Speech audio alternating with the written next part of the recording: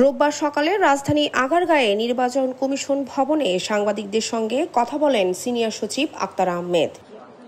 জানান, এবার হালনাগাদে প্রায় ৪৫ লাখ ভোটার অন্তর্ভুক্ত হয়েছে, আর ২১,৩২,৫৯০ জন ভোটার মারা যাওয়া ও অন্যান্য কারণে বাদ পড়েছে। ফলে নতুন ভোটার যুক্ত হয়েছেন ২৪,৩৮,৬২৬ জন।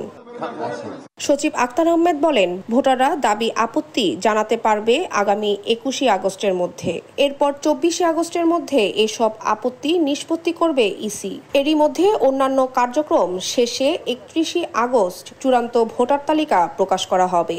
২৪,৩৮,৬২৬ সাথে আমরা যে ভোটার আমাদের অ্যাজ অন টুডে যে ভোটার তালিকা আছে ১২,৩৭,৩২,২৭৪ সাথে যদি এই প্রাপ্ত ভোটারের সংখ্যা আমরা যোগ করি, তাহলে আমাদের ভোটারের সংখ্যা যে দাঁড়াবে ১২,৬১,৭০,৯০০।